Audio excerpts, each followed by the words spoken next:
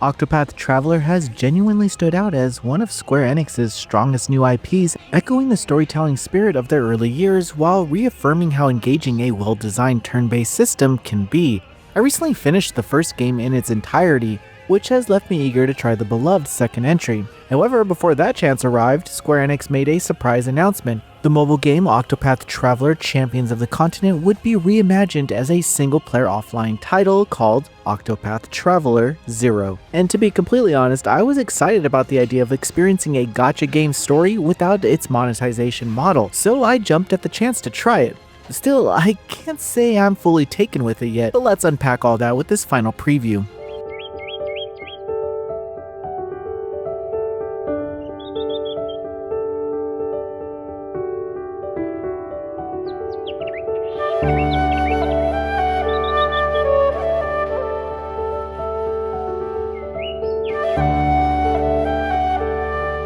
Octopath Traveler 2 acts as a prequel to the original release, set in the same world with a customizable silent protagonist. After the destruction of their hometown of Wishvale, caused by an attack led by 3 corrupt figures, they set out to rebuild and seek revenge. The premise is pretty solid and the opening scenes effectively set the stage, but once the gameplay loop sets in, I started to worry about how overly streamlined and unbalanced it all felt. I should preface that I'm about 10 hours in right now, so these are very early impressions. Still, the fact that I'm already feeling mild disinterest isn't a great sign. This entry drops the 8-character structure from the mainline titles in favor of a larger roster of over 30 recruitable allies. Still, that ambition hasn't really translated into engaging gameplay so far. Regular battles have become mind-numbingly easy, rarely requiring me to think about party stats or abilities. Instead, most encounters rely on exploiting weapon and elemental weaknesses, which quickly becomes kind of repetitive.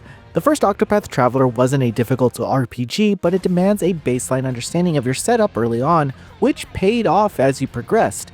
In contrast, Octopath 0 has yet to give me a reason to fine-tune strategies beyond buying new gear or unlocking new skills. Boss fights fare somewhat better, but even those mostly come down to repetitive attack cycles. The imbalance seems to stem from the huge cast, as the game appears designed to be broadly accessible rather than tailored towards thoughtful challenge.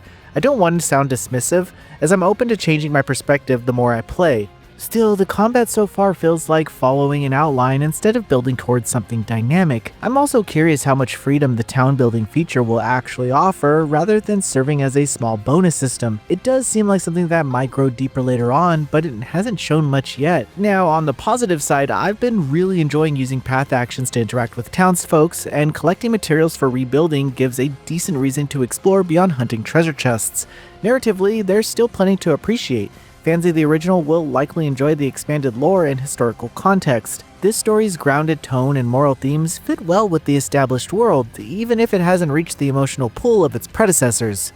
While the game's early hours have raised concerns about pacing and challenge, its world building and character interactions still carry the familiar Octopath charm. At the very least, I'm genuinely glad to see a mobile game reimagined in this way. It's refreshing to play something originally built for a free-to-play system in a format that values its story and presentation. I'd love to see more companies follow this example for narrative-heavy mobile titles that deserve a second life. Octopath Traveler 0 launches on Nintendo Switch 2, PS4, PS5, Xbox Series, and PC on December 4th, 2025. Be sure to check out our review of the game around launch, but for now, check out some gameplay. Can we help you? Are you, by any chance, the scholar people are talking about?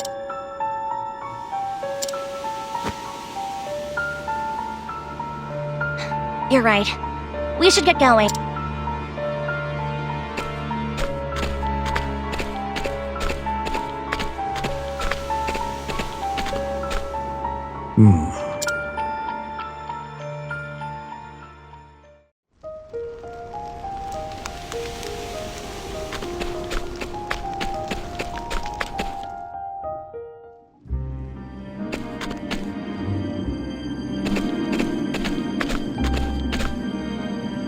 We should be able to find Azure Flamestones in here, right? But I can't help wondering why that scholar kept staring at us.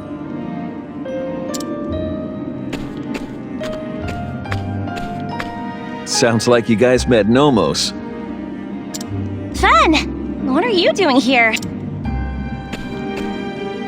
Patrolling, of course. I'm part of the watch too, aren't I? Did something happen with Nomos on your way here? No, nothing. I'm not surprised. It seems all he does is watch people. Thankfully, he's not doing any harm, but a lot of people find it unnerving. Anyway, what brings you two here? We came to find an Azure Flamestone on behalf of the Priestess. I see. She has been unwell lately.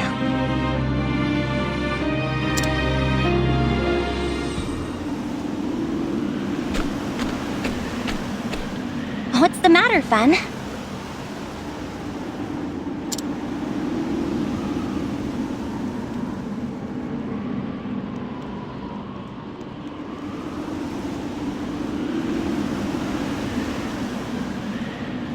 Something's not right.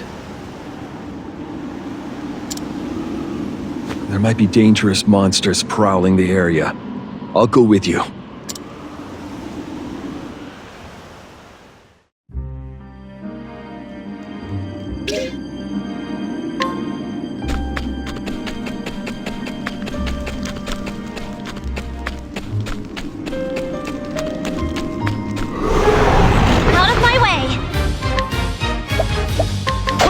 That hurt. I'll show you what I can do. Are you... Yes! For the future.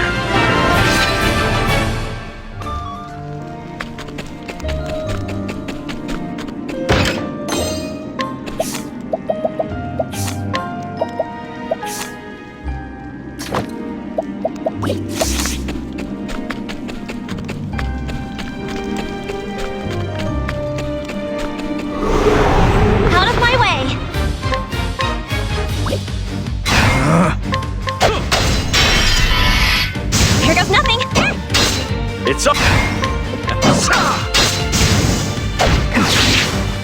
Right. That hurt. Here goes nothing! It's our turn! Got him! For the future.